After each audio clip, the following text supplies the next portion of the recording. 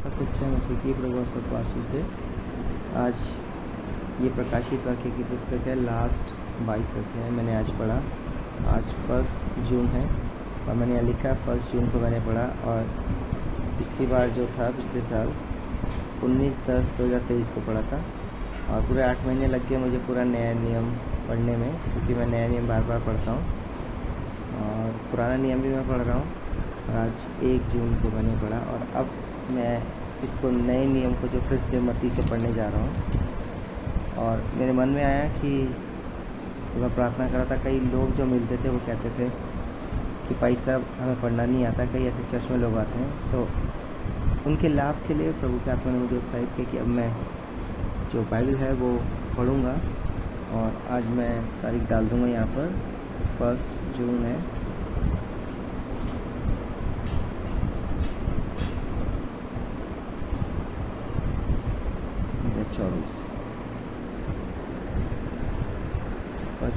तो आज मैं पहला अध्याय पढ़ने जा रहा हूँ, मत्ती रचित समाचार। यहाँ पे लिखा है, अब्राहम की संतान दाऊद की संतान यीशु मसीह की वंशावली।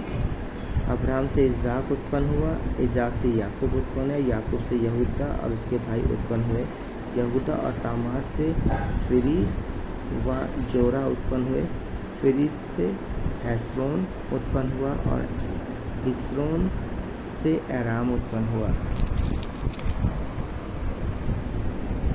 एराम से अमीनादाब उत्पन्न हुआ, अमीनादाब से नहशोन और नहशोन से सलमोन उत्पन्न हुआ, और सलमोन और राहब से बोज उत्पन्न हुआ। बोज और रूस से ओबेद उत्पन्न हुआ, और ओबेद से यीशु उत्पन्न हुआ, और यीशु से दाऊद राजा उत्पन्न हुआ, और दाऊद से सुलेमान उस स्त्री से उत्पन्न हुआ जो पहले उरिया की पत्नी थी।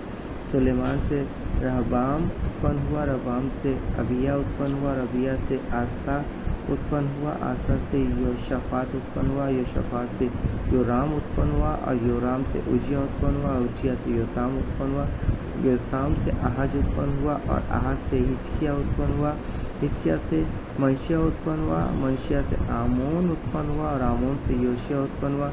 और बंदी होकर बेबीलोन जाने के समय में योशिया से यकुन्याह और उसके भाई उत्पन्न हुए।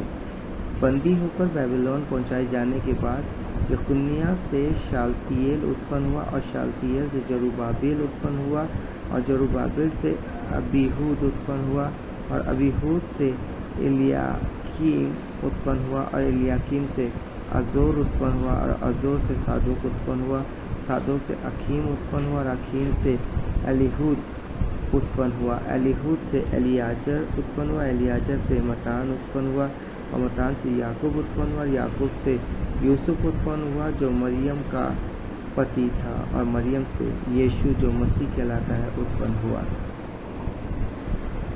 इस प्रकार अब्राहम से दाऊद तक 14 पीढ़ी, और दाऊद से बेबीलोन को बंदी होकर पहुंचाई जाने तक 14 पीढ़ी, और बंदी होकर बेबीलोन को पहुंचाई जाने के समय से मसीह तक 14 पीढ़ी हुई।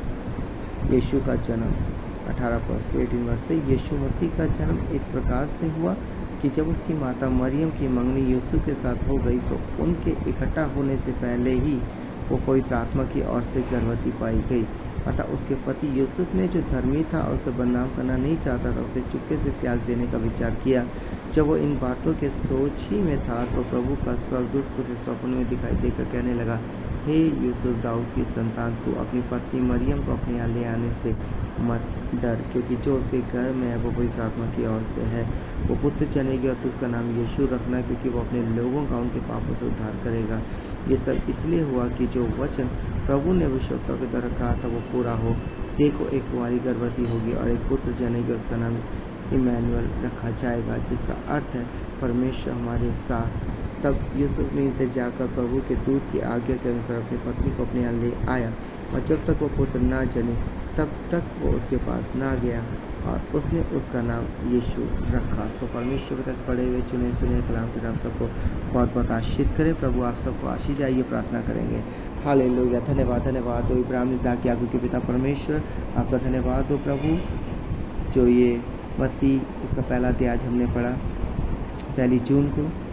प्रभु जिन्होंने सुना उन्हें आशीष करें, और जो पढ़ नहीं पाते हैं प्रभु जी, आपका आत्मा सुनने के द्वारा इस वचन को उनके जीवन में कार्य करने में मदद करें। पवित्र आत्मा, आप जो अपने लोगों में वास करते हैं, आप सहायता करें। हाँ प्रभु, ये वचन आपके आत्मा की तरह लिखा गया है प्रभु।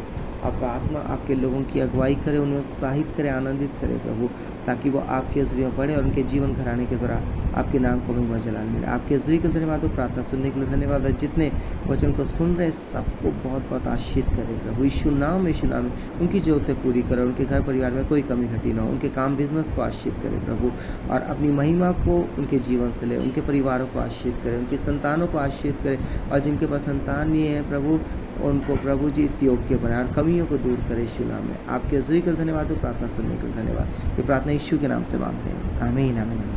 सबको जय मसीह की। प्रभु आप सबको आशीष दे, प्रभु आप सबको बहुत बहुत आशीष दे। जय मसीह।